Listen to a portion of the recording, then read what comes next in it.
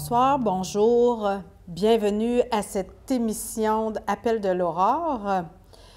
J'ai invité un chouchou de l'émission pour votre plaisir et le mien, Marc Dion. Oui, bonjour Marie-Josée. Merci d'être là. Merci de m'avoir réinvité. Tu avais envie de nous parler de ta dernière découverte sur François, notre pape, qui ne cesse de nous étonner. Cette fois-ci, par quel angle il t'a surpris? Bien, c'est ça, c'est que ça l'a passé un peu avec les élections américaines. Cette publication-là a passé un petit peu dans le beurre. Le 17 juillet 2024, le pape François a écrit un petit livre d'à peu près 10 pages qui s'appelle « Loué soit la lecture ». La lecture. La lecture. Et là, c'est pas la lecture de la Bible. C'est pas très théologique, la lecture. Non, c'est ça. Lettre sur le rôle de la littérature dans la vie, dans la formation humaine. Lui, il écrivait au début pour les prêtres. Puis en écrivant, il s'est rendu compte que c'était pour tout le monde. Là. OK. Mais finalement, il va revenir à la fin de l'œuvre en citant quelle sorte de prêtre qui aimerait qu'il soit actif dans l'Église par rapport à la littérature. Ah bon? Puis ça a été un grand soulagement pour la communauté des amoureux du livre. Parce que la littérature, pour plusieurs personnes, de romans, de poésie, là, on ne parle pas de curé d'Ars, puis on ne parle pas de Jean de la Croix, puis tout ça. Là. On ne parle même pas de la Bible. Oui, on parle du Seigneur. Pas de philosophie non plus? Non, la littérature, c'est-à-dire des œuvres, des œuvres soit de ce siècle-ci ou de d'autres siècles. Le roman, la poésie. Surtout. Puis même les pièces de théâtre. Oui, bien Louis Cornelier, un auteur du journal Le Devoir, qui est un prof de littérature dans un cégep, lui dit on aurait pu insister aussi sur le théâtre. Mais là, c'est plus sur les écrivains. Là, pourquoi la littérature, Marc? Pourquoi avoir... quelle importance est là dans la vie d'un prêtre ou d'un baptisé? Bien, c'est ça. C'est que là, dans le fond, il dit que pour la maturation personnelle, la conscience personnelle de vivre, c'est bon de lire. Puis même scientifiquement, d'ailleurs, l'auteur qui présente l'œuvre, je ne sais pas si c'est un croyant, mais en tout cas, c'est un littéraire du Collège de France, dit que les scientifiques voient à peu près 4-5 bienfaits de la lecture, que ce soit un enfant, un adolescent, une personne âgée, quelqu'un qui travaille. On sait que le premier ministre, à un moment donné, du Québec, montrait ses livres. Nous avait fait sa liste de pendant la pandémie, entre autres. Là. Et là, je vais vous faire un petit résumé. Quand on lit, on enrichit notre vocabulaire. C'est ça. On apprend des nouveaux mots, tout ça. On cultive notre imagination, parce que c'est quand même nous autres qui, en lisant un roman, voient dans notre tête... On se fait des scénarios. C'est qui l'amoureux, le sans-abri, ou peu importe, les personnages. Donc, ça développe aussi notre créativité, imagination et créativité. Puis, ça nous permet de nous exprimer, parce qu'à travers les mots, les phrases, les dialogues qu'il y a dans tout roman. Les émotions. Oui, c'est ça. Ça nous permet de prendre de l'avant, de prendre de l'avant sur nous autres-mêmes, nous exprimer dans la vie. Puis, il paraît, selon certains scientifiques, dont la majorité, que ça baisse le taux de stress et d'anxiété, de prendre un recul de son quotidien pour tout simplement attaquer, je dirais, une œuvre, lire, tout simplement. Mais si on en resterait là, il en parle, le pape François, de ça, mais on n'est pas dans la pointe de ce que le pape veut nous faire connaître dans ce livre-là. Pour lui, pourquoi il y a plus que ça encore. Oui, il y a un petit ajout, là, qui n'est pas nécessairement... Ah oui, puis il dit, un des bienfaits de la lecture, c'est que ça nous prépare des fois dans des conditions à affronter un jeune qui lirait un livre sur, supposons, quelqu'un qui a sombré dans la drogue ou la prostitution. Ah oui, ça prévoit... à éviter des pièges. Oui, c'est ça. À anticiper des malheurs. C'est ça. C'est ça. Puis de se faire une tête sur un sujet. Et bon. Alors, il y a un deuxième niveau que le pape François amène dans son livre sur la littérature, les bienfaits pour la psyché humaine, pour tout le cœur profond. Oui, c'est ça, pour toute notre personnalité. Puis, il dit que quelqu'un qui lit, il apprend la culture de ce temps. Comment les gens pensent, se ressentent, comment ils perçoivent le réel, qu'ils soient chrétiens ou non, qu'ils soient hindous, chinois, japonais, québécois, canadiens, américains, britanniques. On a toute une perception du monde selon la variété des cultures. Puis le pape, il dit, juste ça, c'est une richesse de pouvoir, à l'occasion, il ne s'agit pas de faire un bac en littérature, mais des fois, tu vas dans une bibliothèque, tu prends un livre, bon, mais le pape nous encourage à faire ce travail-là. Ce travail d'identification. Oui. Puis non seulement la culture, mais finalement, à travers les personnages, découvrir le cœur humain. Qu'est-ce qui, finalement, André Malraux dirait la condition humaine. Bon, puis là, je vais vous citer juste une petite phrase que... pour un croyant qui veut sincèrement entrer en dialogue avec la culture de son temps, ou simplement avec la vie de personnes concrètes, la littérature devient indispensable. Déjà, le Concile Vatican II avait dit des arts et de la littérature qu'elle exprimait la nature propre de l'homme, de mettre en lumière ses misères, ses joies, ses besoins, ses dynamismes. En vérité, dit le pape, la littérature s'inspire de la vie quotidienne des gens, de ses passions, de la réalité des événements tels que l'action, le travail, l'amour, la mort, les pauvres, toutes des petites choses de la vie, comme une maison, des objets, que les personnages s'attachent. Des routines. Oui, c'est ça. Oui. Ça fait que quand on lit de la philosophie, souvent on s'attaque plus au monde des idées. Qu'est-ce qu'on pense de la vie? Parce que quand on est plongé dans la littérature, c'est vraiment... Tout y passe. Oui, des romans, des personnages, des fois ils sont brusques. Les paysages, la géographie. Oui, c'est ça. C'est vraiment... C'est une immersion. Oui, puis là, le pape va citer même un auteur québécois, qui est un père jésuite qui est décédé là, ça fait il y a déjà quelques années, qui avait écrit sur la littérature, qui disait que la littérature, lire, c'est une vie qui prend conscience d'elle-même. Hein? Bon, j'ai 15 ans, je suis dans ma chambre, je ne sais pas quoi faire, je suis allé à la bibliothèque, j'ai pris un livre, puis là, j'entre dans un autre univers qui n'est pas le mien. Mais qui me fait prendre conscience de la vie, ou de la vie des autres. C'est un événement qui t'est arrivé, toi, ça, Yves, jeune. Pas Yves, Marc, voyons, Marc, excuse-moi. Oui, j'avais 16 ans, puis il y avait une amie qui m'avait passé un livre de Anne Philippe, Le temps d'un soupir. Puis moi, je lisais, bon, du Bob Moran, toutes sortes d'affaires quand on est jeune, tu sais, dans mon temps. Puis ce livre-là m'avait frappé, c'est l'histoire d'un couple qui ont un rêve de vivre ensemble, de se marier, puis ils font bâtir une villa sur le bord de la mer en France, il me semble. Puis il arrive un accident automobile à l'homme en revenant de son travail, donc elle apprend qu'il est décédé. Donc tous ses rêves s'écroulent, son amour est en petits morceaux. Elle vit un deuil. Puis là, elle vit un deuil, puis là, le livre, c'est Le temps d'un soupir. Cet amour-là a vécu le temps d'un soupir, mais la vie, c'est le temps d'un soupir. Puis elle dit à un moment donné une phrase qui, moi, m'avait bouleversé. « Depuis que tu es mort, la mort est entrée dans ma vie. » Parce qu'elle, elle avait 25 ans, 28 ans, je ne me souviens plus. Puis elle vivait, elle était joyeuse, elle avait un travail, des amis. Puis là, bang! Puis moi, ça m'avait... Puis c'est pas une œuvre chrétienne. Ça ne parle pas de Jésus là-dedans. Mais il reste que, quand tu es adolescent, tu veux aimer, bon, une peine d'amour, un décès d'un collègue. Donc, ça vient un peu appliquer ce que le pape dit. Ça nous fait entrer en nous-mêmes aussi. Ça t'a donné, si je comprends bien, le poids de la vie. Ça t'a aidé à apprécier chaque moment parce qu'il est précieux, parce qu'il peut durer le temps d'un soupir. Oui, c'est ça. Puis finalement, la littérature, vous savez que le pape, il a été prof de littérature à 28 ans dans un collège jésuite. Là, il avait fini sa théologie, sa philosophie, il était jésuite.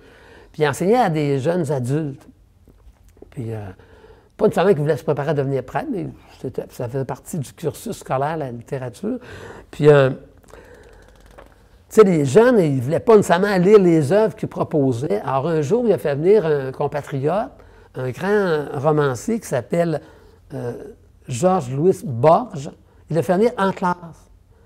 Puis, et le pape retient la définition de son compatriote de c'est quoi la littérature, et c'est tout simple.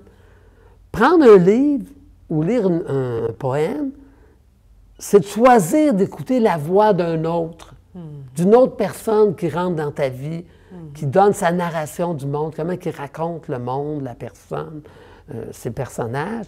Donc, pour le pape, la littérature, c'est toutes les fois qu'on écoute la voix d'un autre.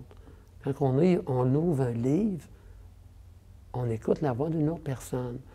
Mais là, Borges, il avait dit aux étudiants, vous savez, une œuvre, là, c'est l'ouvrage, parce que tu ne comprends pas les mots. Des fois, on lit un livre, hein, où s'en va, l'histoire est compliquée, il y a plusieurs personnages. Puis on l'abandonne. Et lui, il dit, lisez pas les critiques, lisez pas les commentaires.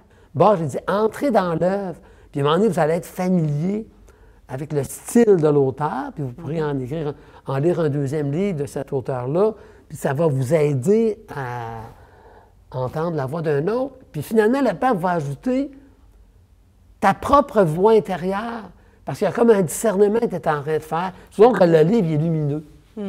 Ça finit une belle histoire, tout ça. Mais souvent que le livre il est plus dark, il est plus noir, il y a de la noirceur, il y a du malheur dedans, il y a des meurtres. Il y a des œuvres populaires qu'Émile Zola a écrites très noires. Hein, c'est ça. Puis dans le fond, le pape dit, dans le fond, quand tu lis un livre, tu apprends la voix d'un autre, tu prends conscience de ce qui se passe en toi, et finalement, tu discernes pour toi le bien, le mal. Lui, c'est un meurtrier, elle, c'est une victime, lui, c'est un ami. Puis tranquillement, à travers la guerre, peu importe l'œuvre que tu lis, tu te ferais un chemin, même dans ton éthique de vie, dans tes comportements, ton style de vie, que va dire le pape. Et finalement, il va citer un auteur, E.S. Eliot, qui est mort en 1961, que le pape, cet auteur-là, dit dans ses œuvres, puis en entrevue, que la grande crise de notre époque, ça c'est le début de la Révolution tranquille là, pour nous au Québec, c'est notre incapacité émotionnelle qui est généralisée. Dans le fond, comme une chanson de Daniel Lavoie, qui sait, est-ce que j'ai un cœur? Qui sait, peut-être que je n'ai pas de cœur. Daniel Lavoie chante ça dans une de ses poésies. C'est un peu ça que le pape nous dit. C'est qu'en fréquentant des œuvres, on développe, on guérit de notre incapacité à nous émouvoir. Tu sais, comme là, actuellement, là... il y en a des motifs. Oui, supposons le peuple, le peuple de Gaza qui rentre chez eux.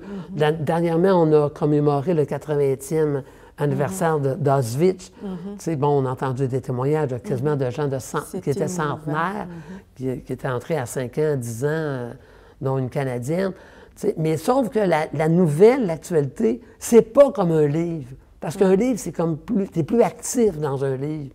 Parce qu'une nouvelle, tu la consommes. Puis c'est plus nuancé, tu penses pas, Marc? C'est-à-dire que maintenant, il y a 4-5 grandes émotions, puis on nomme toujours nos émotions à partir de peur, de joie, de tristesse, de colère. De colère. De 4 grandes émotions. Exact. Ouais. Mais il y a aussi l'empathie, il y a aussi la pitié, il y a aussi des émotions. L'émerveillement, par exemple. Oui. Puis il y a toutes sortes de déclinaisons de ces... Puis elles sont bien documentées. Dans un livre, souvent les auteurs prennent le temps de bien décliner tout, parfois le corporel, le langage, l'intérieur, la pensée, puis finit par nous laisser découvrir une émotion très, très, très pointue, bien définie, bien documentée. Ça élargit notre capacité de nommer nos émotions. Oui, c'est ça. Comme moi, quand j'étais animateur pastoral à l'école secondaire Jean-Nicolette, puis par la suite animateur de vie spirituelle, d'engagement communautaire, tu sais, dans mon introduction du début d'année à toutes les classes, je disais aux jeunes, moi, ce qui m'intéresse, c'est toi. Oui, j'ai un programme, tu sais, j'ai certaines activités que je te propose, mais c'est toi. Si jamais tu veux venir jaser de comment tu perçois le monde, puis entre autres, dans 2 aspects, l'amour et la mort. L'amour de tes grands-parents, l'amour amitié, l'amour difficile parfois avec l'un ou l'autre de tes parents, l'amour avec l'intimidation que tu vis dans un groupe, dans une gang, l'amour. Mais aussi la mort. Quelqu'un qui t'écrit une lettre dans le courrier d'amitié qui pense mourir, ou quelqu'un qui... la mort de ton grand-père que tu aimais, ou il arrive un accident, il y a quelqu'un de ta génération qui a eu un accident automobile qui va tomber handicapé, ou peut-être qui est mort.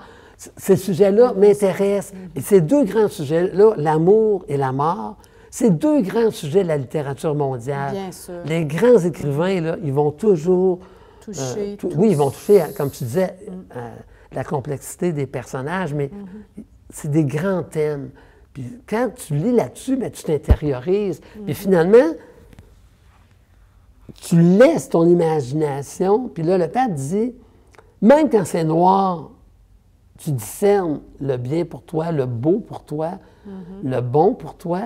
Puis comment le tu te faire? fais un chemin, tu te connais. Comment... Donc, ce que Socrate dit, là, se connaître soi-même, mais des fois, à travers la lecture...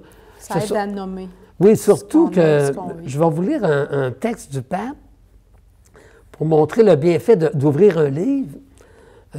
Choisir de s'arrêter pour lire un livre devient une expérience de distance, de lenteur, de liberté, qui nous permet d'explorer la vérité des personnes et des situations en tant qu'un mystère.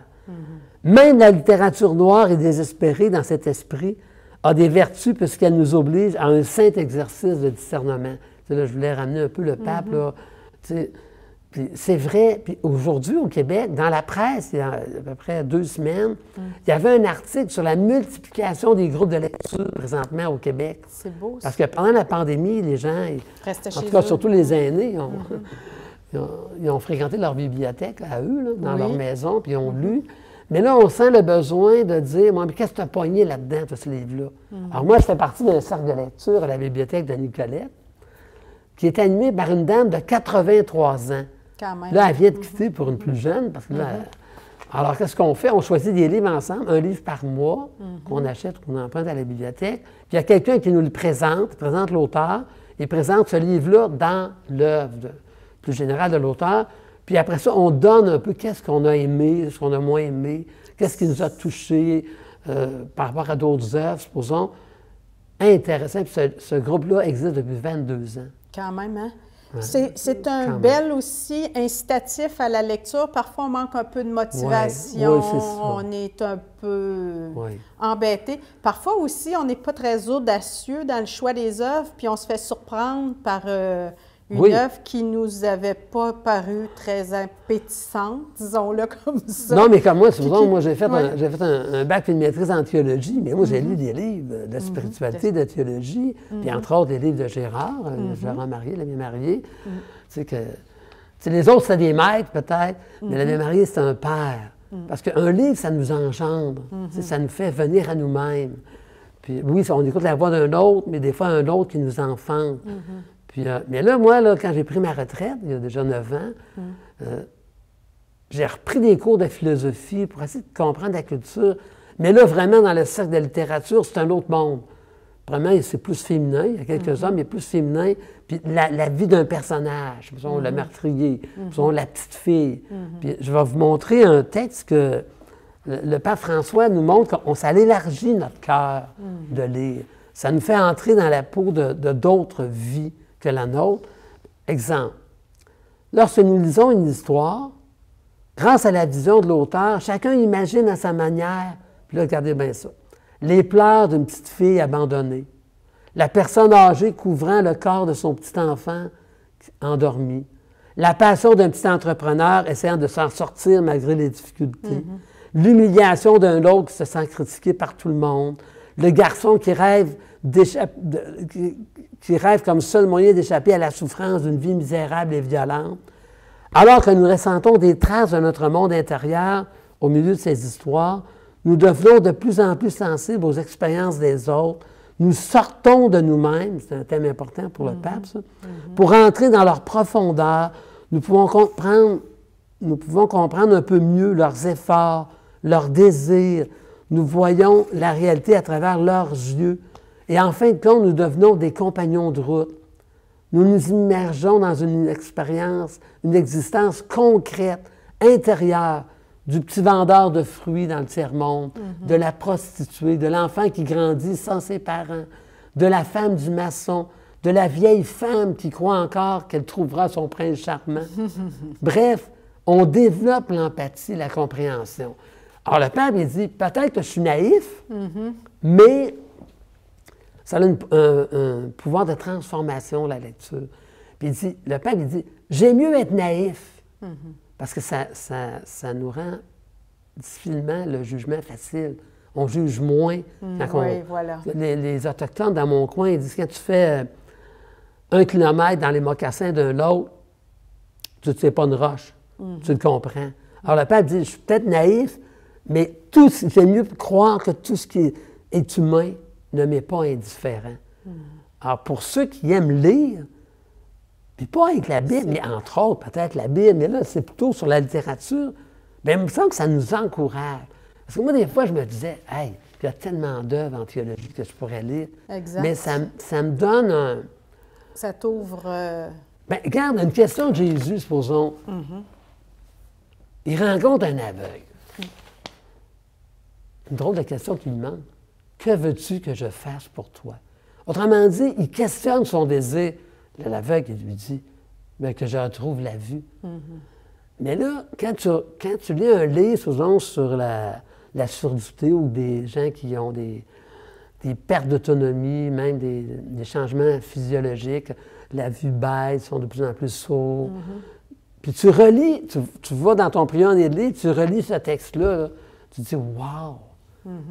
Ça prend de l'ampleur, de la densité, de la profondeur. Puis surtout que Jésus lui fait nommer son besoin, son désir. C'est plus qu'un besoin. Son désir, qu'est-ce qu'il veut le plus? C'est revoir. Je pense que là, la littérature peut nous donner du vocabulaire, tu l'as dit déjà, mais nous aider à nommer aussi notre intérieur, puis peut-être à mieux accueillir celui des autres. Oui, c'est ça. Il y a plus d'éventail de couleurs, d'expériences, que de partir toujours de la seule petite expérience que moi-même j'ai eue d'une tragédie ou peu importe, là. Comme le pape, il revient de son voyage au Japon. Le Japon, c'est l'Orient. Alors, il y a un journaliste dans l'avion qui lui demande, « Les pape François, nous autres en Occident, là, on est rationnel, on est productif, on a des objectifs, on est plus riche, on sait s'organiser, on se donne des services. Qu'est-ce qu'on pourrait bien apprendre de l'Orient? » De l'Orient. Et le pape songeur un petit peu. Je crois qu'il manque un petit peu de poésie. Ah bon, quand même. Hein? Quand on écoute un artiste, des fois, qui dit c'est sombre un peu à Trois-Rivières, exemple, puis à travers mes œuvres de quartier, j'embellis le quartier. Ça me fait penser à une œuvre de Dany Laferrière.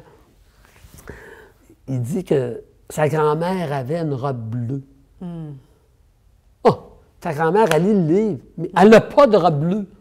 C'est lui qui a embelli dans sa biographie ou une histoire où il parle de sa grand-mère. Il a embelli le quotidien de cette femme-là qui vit dans un quartier tout simple, qu'elle avait une belle robe bleue.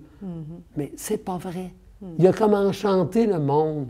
Fait que laissons-nous enchanter peut-être par des lectures qui peuvent nous venir des autres. Comme moi, dans mon cercle de lecture, là, il y a des livres là, que je n'ai même pas pensé lire. Jamais de la vie. Tu découvres vraiment. Pépites. Oui, puis après ça, je découvre aussi mes partenaires qui jasent on jase tout de notre vie, finalement. Oui, exactement. On jase tout de notre vie. Ça revient à nous. C'est ça. Rapidement, tu lis quoi? Bien, c'est ainsi... j'ai fait un peu comme pas mal de Québécois, là. J'ai le livre de Rue du Plessis de Jean-Philippe Plot. Celui qui a été élevé à Drummondville. La rue du Plessis, c'est la... Puis Jean-Philippe Plot, c'est celui qui, le dimanche soir, il y a une émission ici, Première. C'est comme un sociologue, là. Bon, exemple, vous donner un exemple. Michel Jean. Michel Oui, Jean, il a qui écrit est- des livres sur les Autochtones, Oui. mais depuis 7-8 ans, là, les Québécois là, de souche, là, on redécouvre la culture autochtone grâce des fois à des livres comme Michel Jean ou à des films tu sais, sur les Autochtones. Tu sais, un livre dans l'ombre peut peut-être nous faire connaître une réalité nouvelle, tu sais, on avait tendance à ne pas regarder. Moi, je vais au Festival de Trois-Rivières, au Oui. Festival du livre. Oui. Hey, pour 5 piastres, là, ça coûtait ça. Là. J'ai rencontré Plot, Jeannette Bertrand, qui va avoir 100 ans bientôt, qui raconte un petit peu son dernier livre. J'ai rencontré Dany Laferrière. Hein, Dany Laferrière qui dit, quand vous avez un livre dans une main, là, vous travaillez pour la paix parce que vous n'avez pas de mitraillette ou un fusil. Ah, Tu sais, c'est beau. Tu sais, c'est beau de... C'est de la poésie. Oui, mais dans le sens qu'on devient des pacifistes. Nous autres, des Québécois, on est des pacifiques. On n'est pas trop pour la guerre. Non, c'est vrai. Marc, tu nous donnes le goût de lire, Ben, puis de plonger les yeux, le cœur, de se réserver. Peut-être qu'il y aurait un petit truc qu'on pourrait se donner. se donner, c'est de réserver une plage horaire Oui. par semaine. Parce que c'est l'ennemi de la lecture, c'est ça. C'est le temps qu'on prend ailleurs, puis qu'on n'a plus pour... Parce que nous autres, on est dans une société où la télévision, comme là, regarde votre émission. l'écran. Oui, non, votre émission, mais le cinéma, mais on consomme. Des fois, c'est sûr qu'en entendant un conférencier, ça nous transforme un peu, on se laisse toucher. Mais un livre, c'est différent. C'est différent parce qu'on peut le manger très lentement, le Le digérer, digérer, le masquer. revenir, Oui, retourner. c'est ça.